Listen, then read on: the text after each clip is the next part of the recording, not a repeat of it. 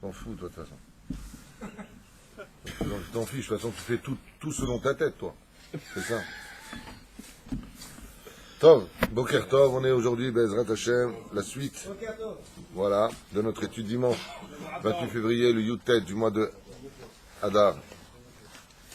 Bête, dimanche. Hein? Adar Aleph. Adar Rishon. אבל שמע דבר מרדכי יהודי, וראש היהודים ידע ואין חכם ממנו.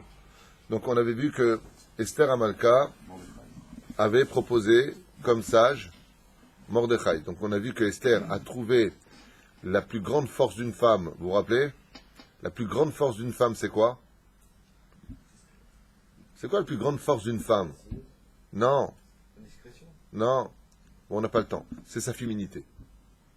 Quand une femme, elle veut mettre un homme à genoux, Habibi, si elle veut qu'il s'appelle Achashverosh ou autre chose, quand elle est femme, qu'elle n'a pas une grande bouche, qu'elle parle pas mal, qu'elle est toute féminine, qu'elle se met dans le creux du bras de son mari, c'est là qu'est toute sa force. Esther, elle a amadoué Achashverosh parce qu'elle le respectait en tant qu'homme et parce qu'elle lui trouvait toujours les mots qu'il fallait au moment où il fallait. Elle dit, tu es un grand roi, pourquoi tu bois du vin? Un roi, il doit toujours avoir la tête sur les épaules. Il doit toujours ceci. Toujours des belles paroles. Après, qu'est-ce qu'elle a fait pour introduire Mordechai? Elle lui a dit, regarde tes aïeux. Ils ont toujours eu des conseillers juifs. Il lui dit, mais t'as raison, c'est vrai.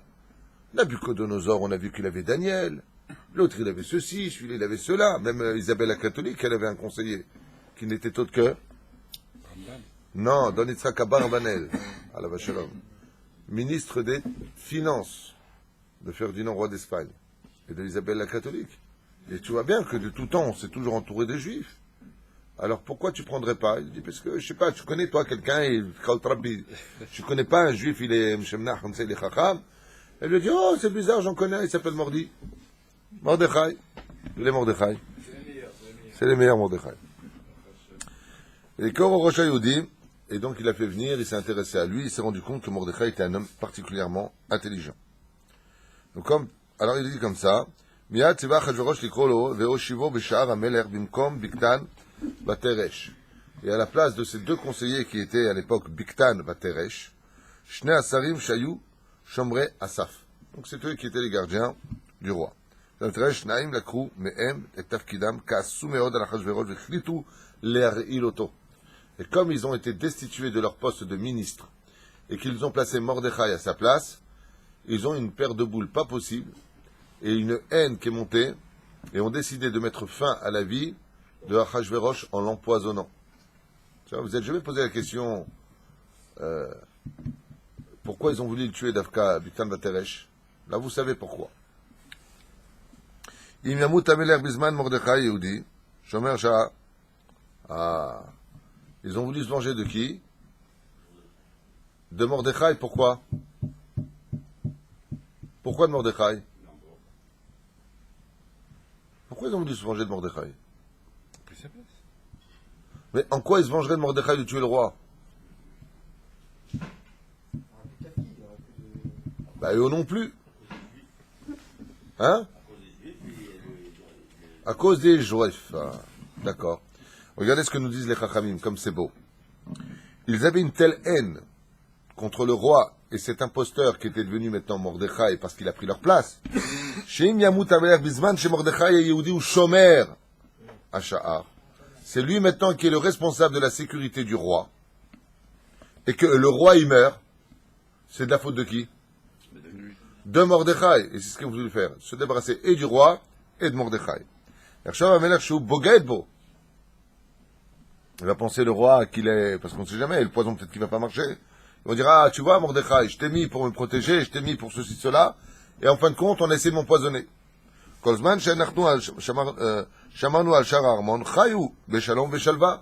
ça, on reprendra notre poste. On va mettre un peu de poison dans le plat du roi, pour montrer maintenant l'incapacité de Mordechai, puisque nous, chaque fois qu'on était là à notre poste, le roi n'a jamais eu de problème.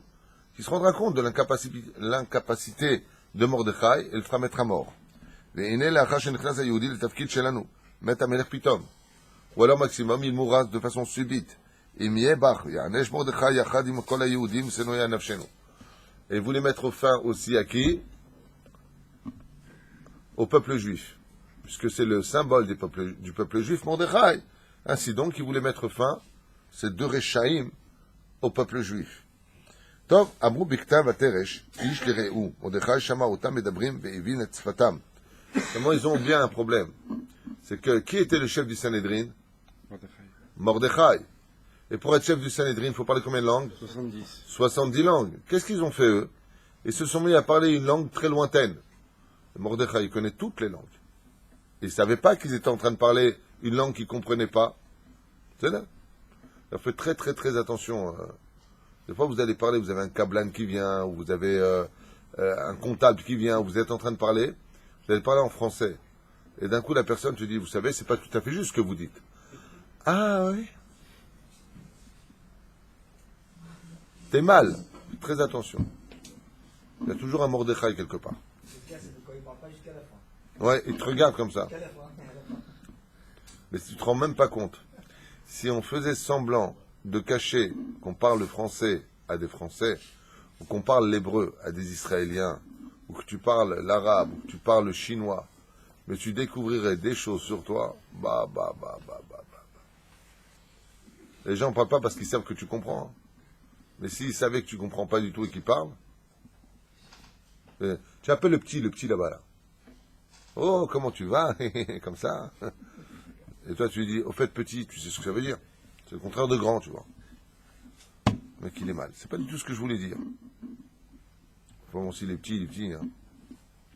מרדכי שמע אותם מדברים והבין את שפתם, גם ברוח הקודש ידע מרדכי מה שמתכוננים שני הרשעים לעשות.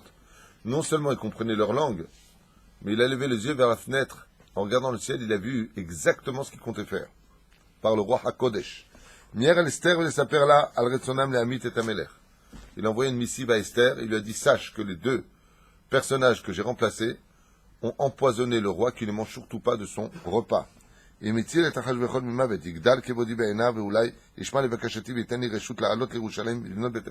Attends, juste une question, je comprends. Quel intérêt maintenant, lui, avait Achashverosh, c'est un ennemi du peuple juif. Quel intérêt avait Mordechai à le sauver lui aussi? Le problème, c'est que la suite. D'accord, vous avez entendu, d'accord. Hein? Non, il est mort le roi, on s'en fiche. Non, mais quel était l'intérêt de Mordechai de sauver le roi? Voilà, je viens de le dire un instant, parce qu'il a dit que Mordechai s'est mis une idée en tête. Il a dit, voilà, si maintenant j'arrive à sauver le roi de la mort, alors qu'il n'a jamais mis à mort, et que vraiment il veut l'empoisonner, je vais monter en estime vis-à-vis du roi à qui j'ai sauvé la vie, et peut-être qu'il déclarera qu'on peut retourner maintenant en Eretz Israël, reconstruire le temple. C'était l'intention de Mordechai. Il veut dire, note, bête Hachem. Regardez ce qu'il fait Mordechai. Tout ça pourquoi? Pour construire une maison pour Hachem. Pas pour lui, pour Hachem. Ça, c'est les vrais rabbanim, ceux qui se battent pour Hachem. חשב מרדכי בתקווה, אסתר גילתה מיד למלך את מזימתם של פקתם התרש בשם מרדכי. Et elle a dit, Esther, au nom de Mordechai, d'où la fameuse phrase dans la Braïta de Masechet Avot 6e chapitre, 11e Mishnah, au 12e Mishnah plus exactement. Il est marqué là, Kol haomer beshem omro, mevi geoula laolam, shenemar vatomar Esther beshem Mordechai. Tout celui qui dit une chose au nom de celui qui lui a enseigné, rapproche la geoula. Il y a deux raisons à cela. Il y en a plusieurs, je vais juste en donner deux. Pourquoi il est impératif quand tu sais quelque chose de le dire au nom de qui tu le sais? D'abord pour faire la mitzvah de, comme il a dit mon fils Yehuda, ve'afta l'ereacha kamocha, d'aimer ton prochain. Tu rends l'honneur qui lui est dû. C'est lui qui l'a dit, tu le dis en son nom. Et la deuxième chose, pour montrer que toute ta Torah, surtout quand tu parles de Torah, donne bien tes références. Même si Dieu sonnait ses films, comme c'est marqué dans le 119e Teilim, Dieu n'aime pas les gens qui montrent qu'ils connaissent la Torah. Il faut être humble. Aval de l'autre côté quand tu parles. Pour pas qu'il y ait des marlocotes. Pour pas qu'on croie que toi tu inventes. Tu dis où est-ce que c'est marqué. Comme ça, Be'ezrat Hashem, les gens n'oseront pas dire, c'est lui qui a dit. S'il donne la référence, tu vas voir ce qu'il a dit.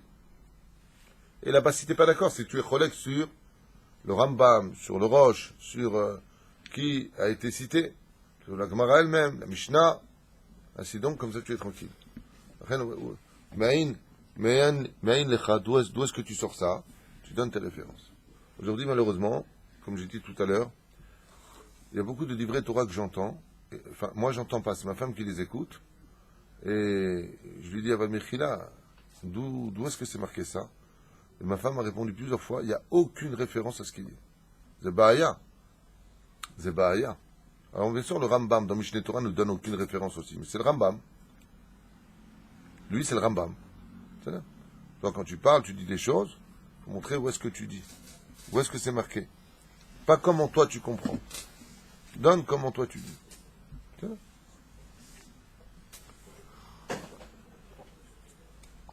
Et pourquoi elle a fait ça à Esther? Elle a dit, ma pitom, que moi je me prenne un kavod alors qu'il revient à Mordechai. Donc, ve'afta l'ereacha kamocha.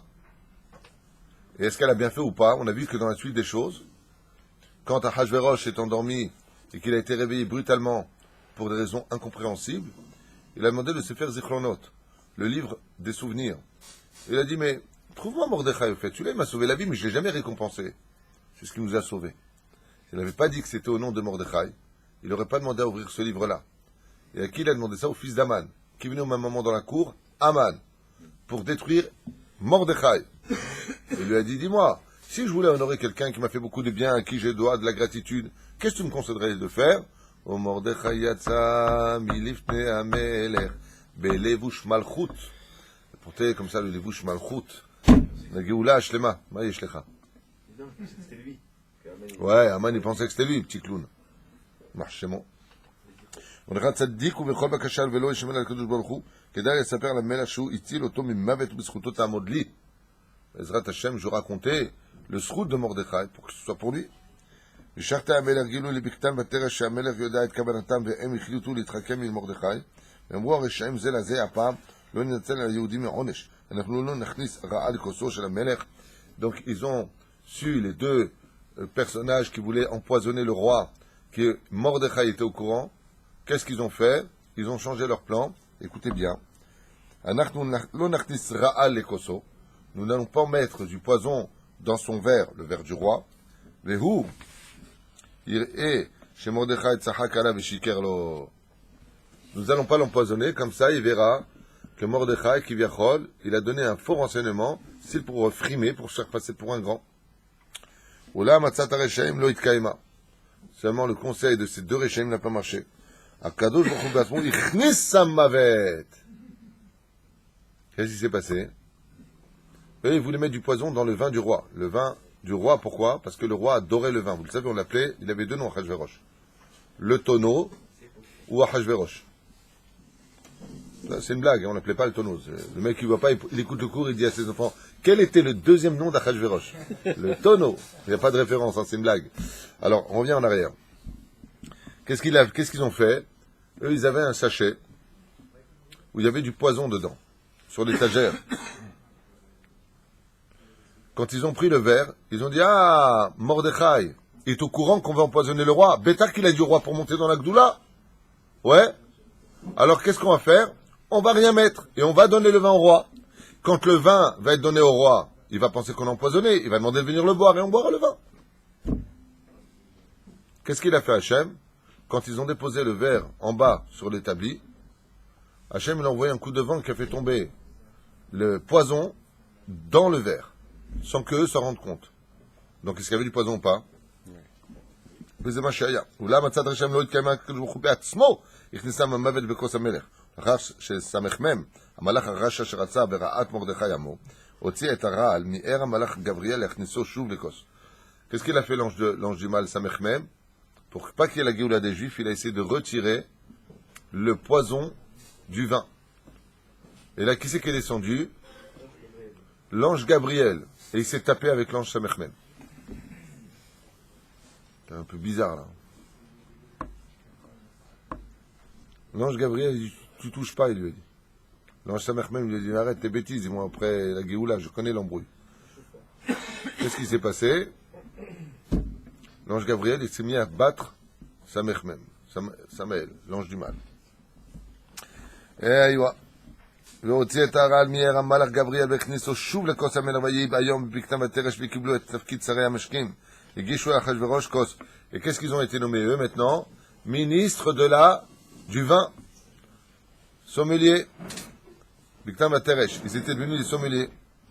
המלך זכר את אזהרת אסתר וציווה לשפוך את המים, רעל בתוכו. ורציתם להרוג אותי, צעק המלך. מדוע לשפוך את המים? ועלו מים משבן נפש וטובים לשתייה הם. וקראו שני השרים בתמימות מעושה. אולם המלך חשש לחייו, פקד לשפוך את המים. מיד ראו את סם המוות שהיה בתוכם, וכעס גדול, וציווה המלך לטות את שתי הבוגדים על העץ. תרדמה בפחד גדול וחזרו על הרשעים, אך עוד לפני שהספיקו להתמלט, תפסו ונתלו על העץ. Et donc, qu'est-ce qu'il a fait? Il a commencé à jeter de l'eau dans le vin pour voir laisser apparaître le ra'al, le poison. Et il leur a dit, venez ici. Il leur a montré le poison qui se trouvait au fond du verre. Et là, ils se sont rendus compte que s'était passé un truc de fou. Ils l'ont pas empoisonné quelque part. Aval Hashem, il leur a dit, ce que vous voulez faire. C'est marrant parce que vous avez remarqué, qu'est-ce qu'ils étaient les deux ministres du vin. Et la Géoula a eu lieu par ce biais-là. Vous vous rappelez? Et la Géoula de Yosef Hatzadik, le maître Éjançon et le maître Pantier, avec le verre, Sarah Mashkin, d'accord? Et donc, qu'est-ce qu'ils ont fait ces deux-là? Ils ont décidé de se sauver, mais par les conseils de Mordechai, ils ont été rattrapés et ils ont été pendus à la haie. Il y a beaucoup de choses à dire maintenant sur ça. Qui étaient réellement ces deux personnages? De qui ils étaient la réincarnation? Et pourquoi les deux sont-ils morts par le biais de Mordechai? Oulai bli neder, nireh et ze b'hemshech hadvarim. Kol tov.